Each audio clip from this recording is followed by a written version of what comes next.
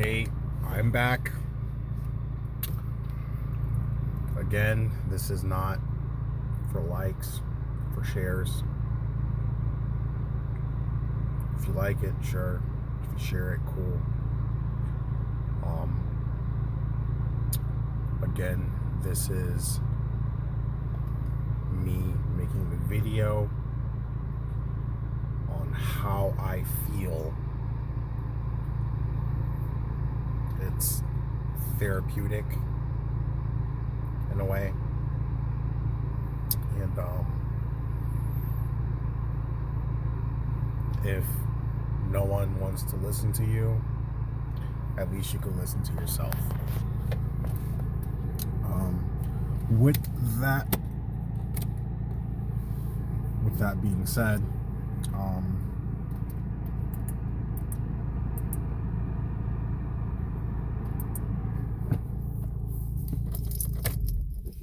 right. So with that being said, the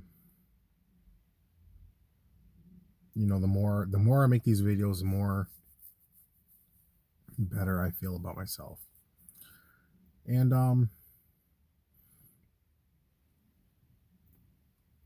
we're gonna be moving on now to what we really need to talk about. So yesterday, the 2nd of November, I decided it was a good idea to give Nicole a call, to have the privilege and the most gracious opportunity to talk to her. And if Nicole, if you see this, thank you for that. I much appreciate it.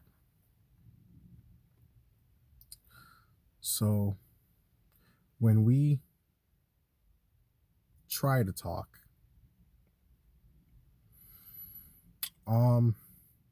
she had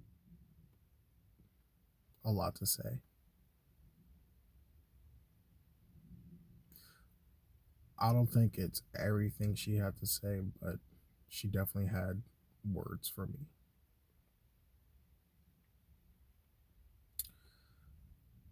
One of the many reasons why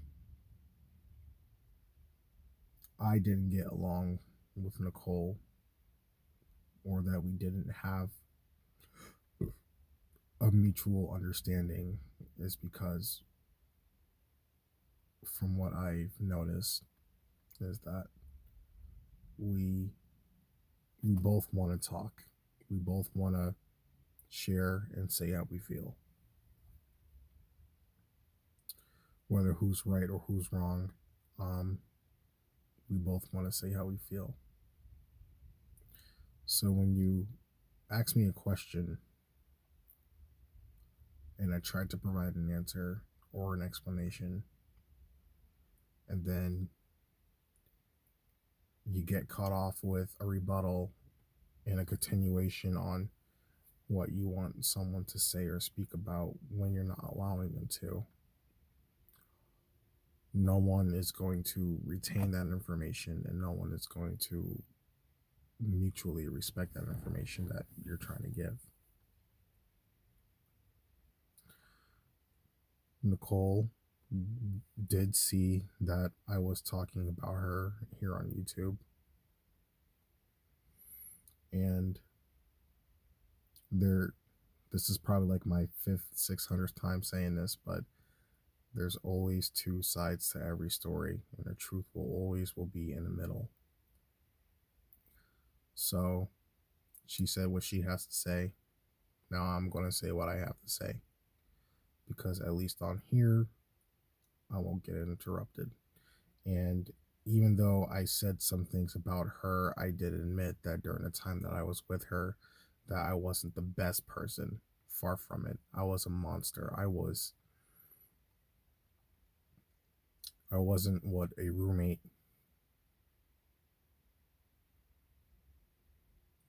or a boyfriend should be. Nope.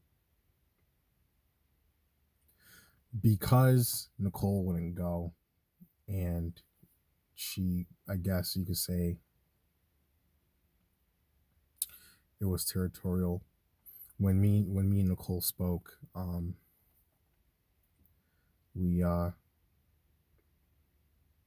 she did mention a few points that did make sense now that we attempted to talk. And frankly, I do hope that we could talk more. I do hope that we could at least be friends on talking terms. You know, there's a lot of things that Nicole hates me for, blames me for, which change her outlook on dating and love. And it's also vice versa.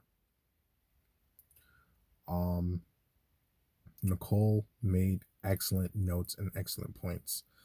Um but before I get to that, I do want to definitely get both sides to the story as best as I can. Now,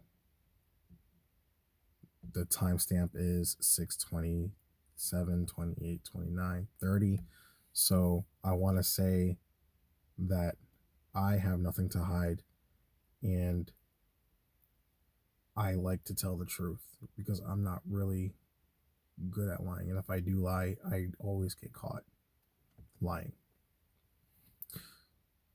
So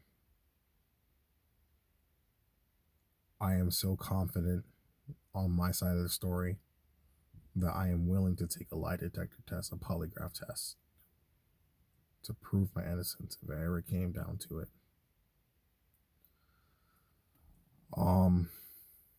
Yeah, so anyways, Nicole moved in and she pretty much made herself a permanent resident. For a while, I wasn't charging her rent. Now, I was in this program called Bridges Young Adult Services in West Haven. They have the Young Adult Services is in West Haven, and the Adult Services is in Milford.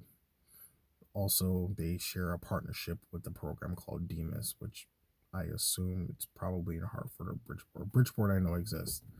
There's definitely a program out there because Nina was probably she definitely was a part of that before.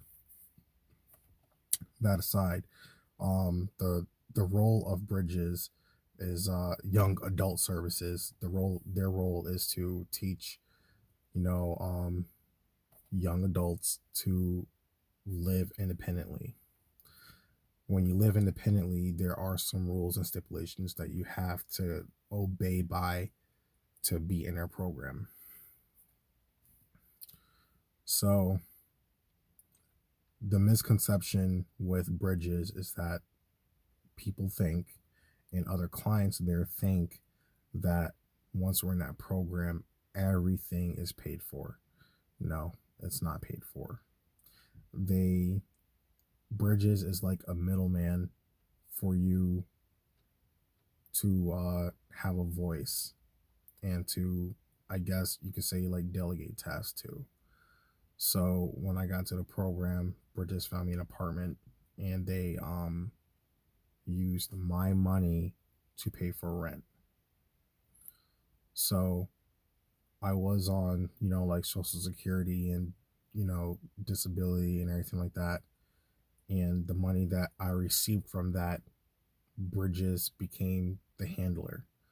So when I live in a place, even though I'm never seeing that money, I'm never ever touching that money. That money that's there is going to Bridges, and even though it's my money, it's going towards them, and then Bridges gives it to my landlord, Marco Mordechai Porat. So Nicole says that even though I was living there, I wasn't really paying for it. I wasn't paying it myself, but Bridges was using my money to pay for it. And the rule is that I can't have anyone living with me in that apartment. It goes towards the Bridges rules, and that also go towards the lease agreement with Marco at the time. Marco kind of knew, he couldn't really like prove it until like it kind of became obvious like in 2015 or 16 that Nicole was obviously staying there. But yeah, so when Nicole was staying with me, I refused to give her a key. I refused to make a copy for her. I refused all that shit. Because if the landlord finds out that she has a key, that's my ass. So I did leave the windows open sometimes, not all the time, so she could find herself in. I refused to make a copy of the key because that was gonna help her. I was hoping that it would help her pretty much say fuck this shit, and she could leave and find a new place. Didn't work. So Nicole is, she was mad at me because I didn't give her the key, and there are times where she had to wait outside of Nicole or in the rain for for me to come back home just to let her back in if the windows weren't open. The landlord caught her once, maybe twice, climbing in through the window. So around 2016,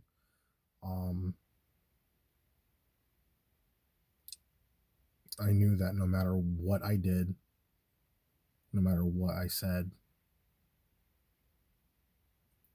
she wasn't going to go.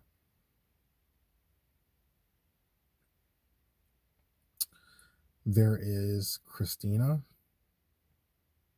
There is Lauren.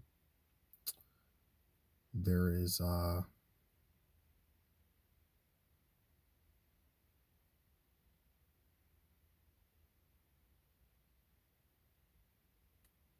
wow, it's been so long.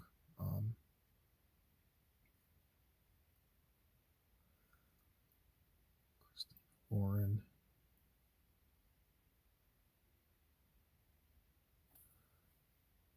Well, when I broke up with Nicole, and instead of being my girlfriend and becoming a roommate that lived with me, there's been a few times where I invited them to my home and clearly had sex with them.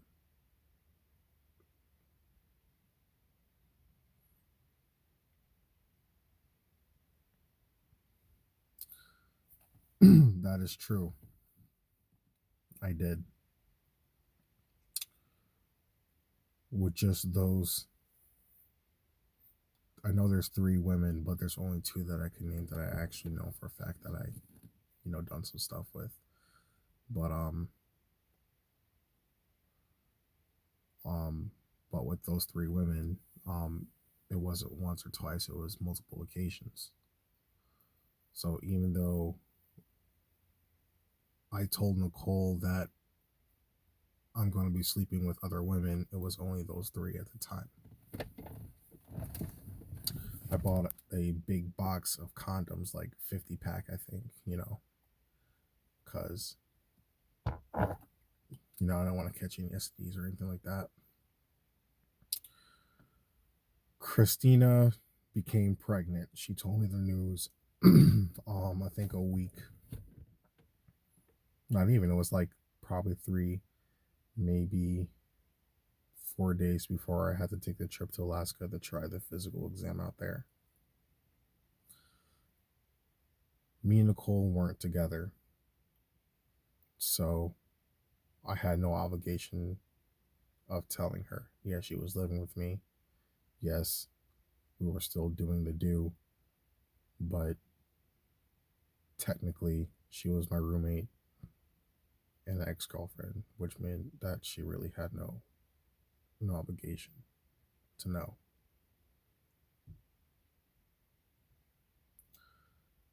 When I told Nicole that Christine was pregnant, Nicole told me that she was also pregnant. So here I am. I'm like, oh fuck.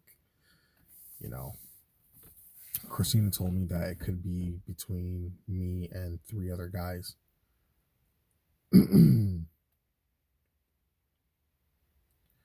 So what I said to Nicole is that she needs to get an abortion or she's pretty much going to be a single mother, and that she would have to pretty much pack her shit and get out, because there's no way that a child could stay in a one bedroom apartment. You know, like at the time she was working at Subway, and I think that was the only job that she really had was Subway until I helped her get a job at IKEA like years later, I think. And I think she's doing good at IKEA because she met an older guy there. And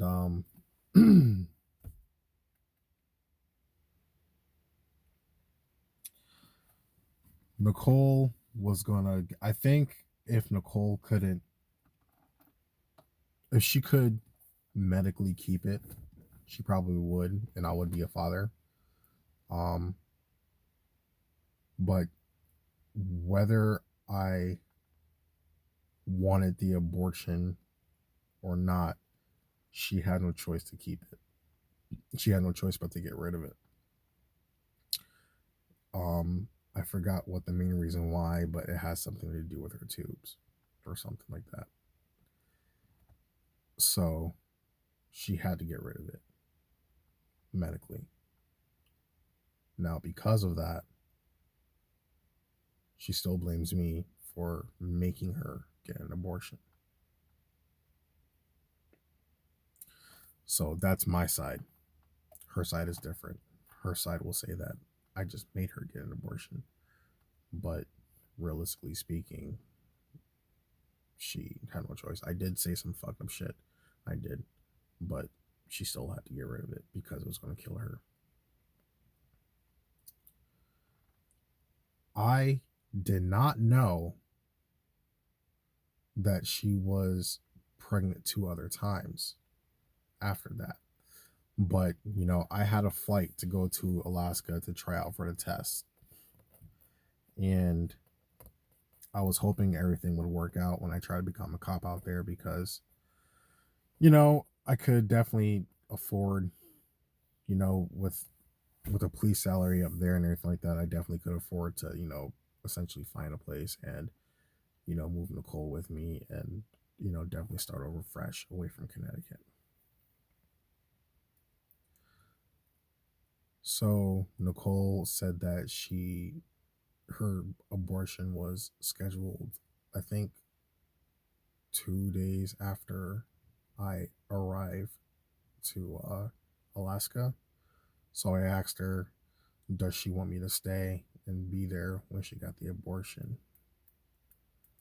So I did say some messed up things, but her side was that she insisted on me going because the last thing that she wanted to hear me say was it's her fault that I wasn't able to become a cop in Alaska.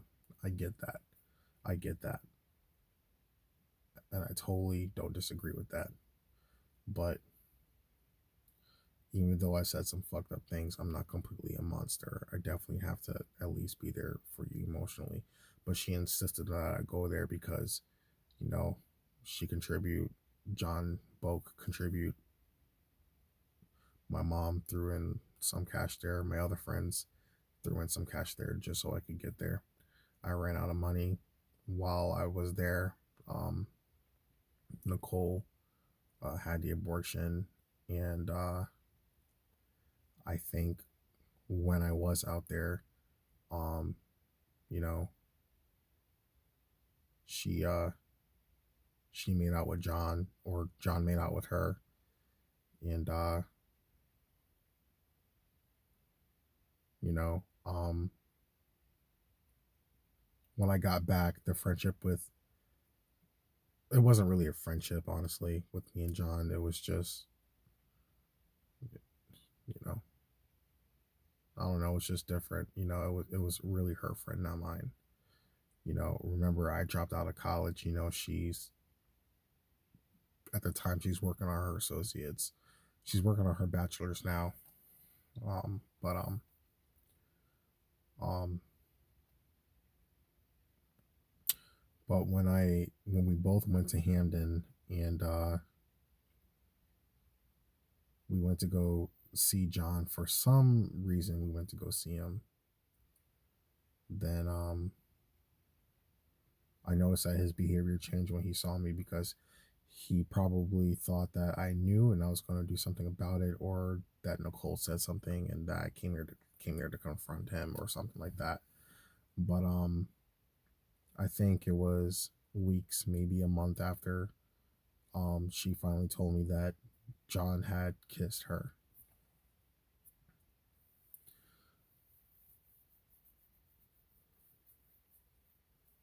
All right, I'm really trying to put everything out there. The timestamp is 21:30, so I'm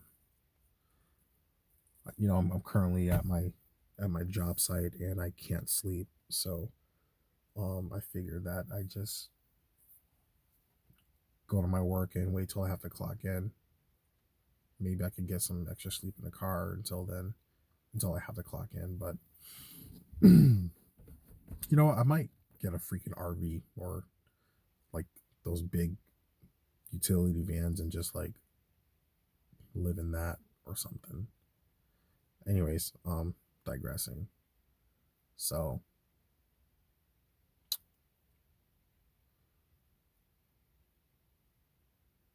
after Nina and Sheila and what she told me, even though we weren't together, I broke up with her. Like, we still were doing relationship things, and it was the very beginning of the breakup.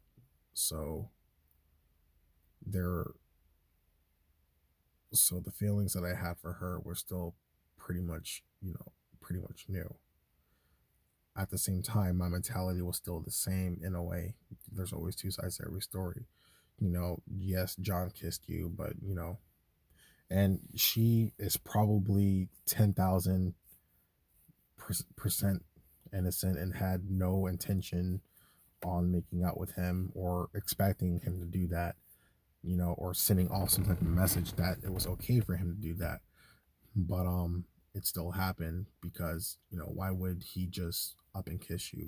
Like, I don't know, there's some type of invitation there somewhere. But that aside,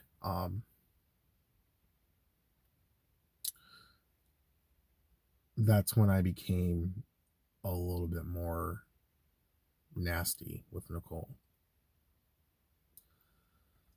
um I tried everything that I can to make her move out.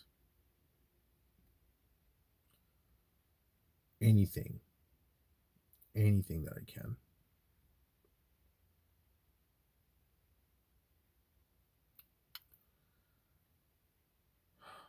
Um, that wasn't really too much of a explanation. So this is going to be a part 3 to it, but I'm still going to try to jog my memory on part 1. So